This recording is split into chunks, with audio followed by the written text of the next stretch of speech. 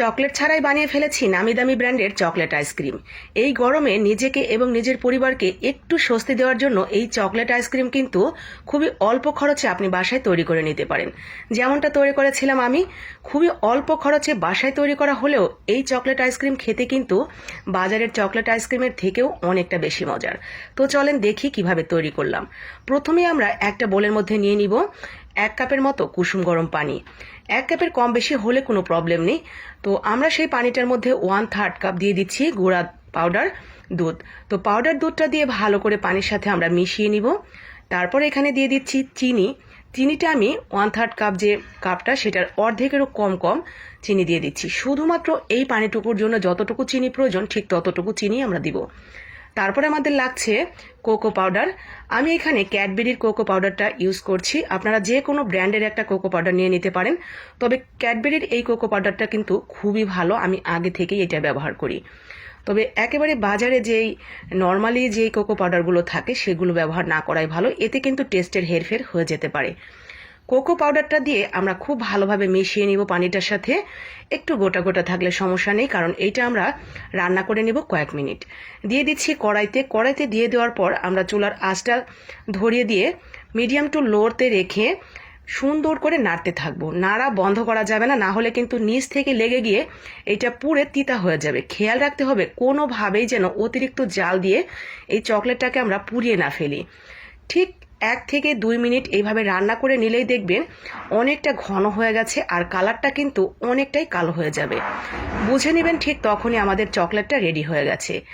এখন এই চকলেটটাকে আমরা বোলের মধ্যে ঢেলে একেবারে ঠান্ডা করে নেব, যতক্ষণ না পর্যন্ত একটুও গরম ভাব না থাকে ঠিক ওরকম ঠান্ডা করে নিতে হবে। ঠান্ডা হতে থাক, প্রয়োজনে ফ্যানের নিচে নিয়ে রেখে আসতে পারেন।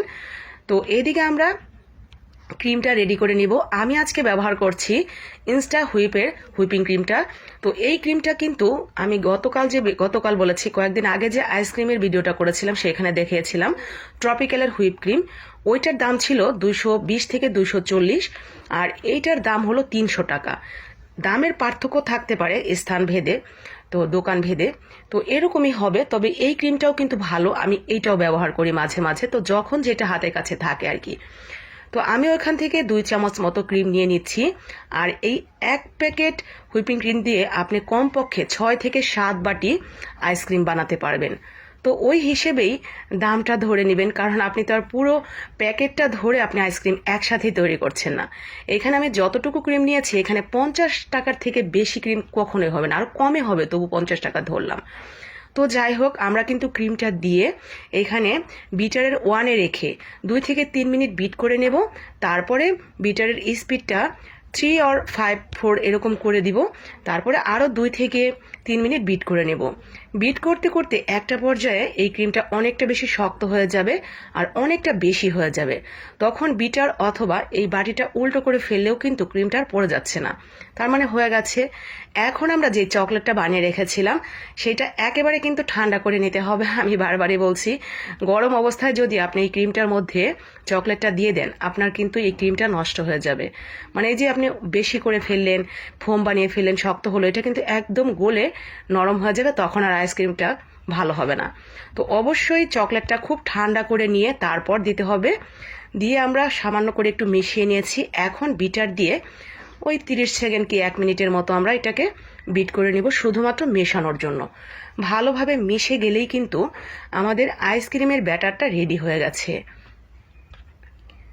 তো সুন্দর করে আমরা মিশিয়ে নিচ্ছি। একটা কোকো পাউডার যদি আপনি কিনে আনেন, এই একটা কোকো পাউডার দিয়ে কমপক্ষে 3 বার এরকম চকলেট আইসক্রিম তৈরি করতে পারবেন। আমি যে কোকো পাউডারটা আপনাদের দেখালাম ওই কোকো পাউডারটা আমি অলরেডি 2টা আইসক্রিম বানিয়ে ফেলেছি, আরও যতটুকু আছে একটা তৈরি করতে পারবো। আর ওই কোকো পাউডারটার দাম নিয়েছে 95 টাকা মেবি, আমার মনে পড়ছে, মানে 100 টাকায় 5 টাকা কম নিয়েছিল। তো যাই হোক, 100 টাকার কোকো পাউডার আনলে আপনি 3 বার ইউজ করতে পারবেন 3টা আইসক্রিমের জন্য।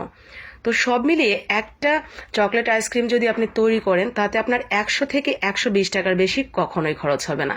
তো কত সহজে আপনি 100-120 টাকার মতো খরচ করে দামি একটা আইসক্রিম বানিয়ে ফেললেন। এখন কেউ কেউ বলবেন সবকিছুই তো কিনতে হবে। হ্যাঁ, সবকিছু তো কিনতেই হবে অনেকগুলো। প্রথমে হয়তো আপনার কিছু টাকা খরচ হবে, এরপরে যে আইসক্রিমগুলো আপনি বাড়িতে বসে বানাতে পারবেন সেগুলো কিন্তু আপনি অল্প খরচেই বানিয়ে নিতে পারবেন। অল্প খরচে পরিবারের জন্য এতটুকু কষ্ট তো করাই যায় নাকি? পরিবারের সবার মুখে হাসি দেখতে কার না ভালো লাগে। আমি উপরে কিছু চকলেট দিয়ে ছোট ছোট এগুলো কেক বানাতে প্রয়োজন হয়, তো সেগুলো হাতের কাছে থাকলে দিবেন, না থাকলে নাই। প্রায় 6 থেকে 7 ঘন্টার জন্য এটা রেখে দিতে হবে ডিপ ফ্রিজে। আমি এগুলো রাতে তৈরি করি, রাতভর ফ্রিজে থাকে, তারপর সকালে যে আপনাদের দেখাই। তো সকালবেলা আমি বের করে নিয়েছি, দেখেন পুরো জমে গেছে, একটুও আপনার কোথাও নরম ভাব নেই। দেখেন হাত দিলে কিন্তু আর হাতে লাগছে না, তার মানে পুরোপুরি হয়ে গেছে। চলেন এখন কেটে দেখাই ফাইনালি এটা কতটা সুন্দর হয়েছে। কি দেখে কি বুঝতে পারছেন? হুবহু চকলেট আইসক্রিম না? খেতেও কিন্তু মাশাল্লাহ একদম হুবহু চকলেট আইসক্রিম। আপনি যদি কাউকে না বলেন জীবনেও বুঝতে পারবে না এটা আপনি কোকো পাউডার দিয়ে তৈরি করেছেন, কোনো চকলেট ইউজ করেননি। আমি জানি না নামি দামি ব্র্যান্ডের চকলেট আইসক্রিমগুলো কিভাবে তৈরি করে, বা আদৌ ওনারা চকলেট বা কি দিয়ে তৈরি করে আমার জানা নেই, কিন্তু আমি কিন্তু এইভাবে চকলেট ছাড়াই চকলেট আইসক্রিম তৈরি করে ফেলেছি। একেবারে বোঝার উপায় নেই এটা আপনি চকলেট ছাড়া তৈরি করেছেন। তো ভালো লাগলে অবশ্যই বানিয়ে নেবেন নিজের জন্য এবং নিজের পরিবারের জন্য। এছাড়াও এই গরমে যদি আপনার বাসায় কোনো মেহমান আসে তাকে যদি এক বাটি দিতে পারেন সে কিন্তু খুশি হয়ে যাবে।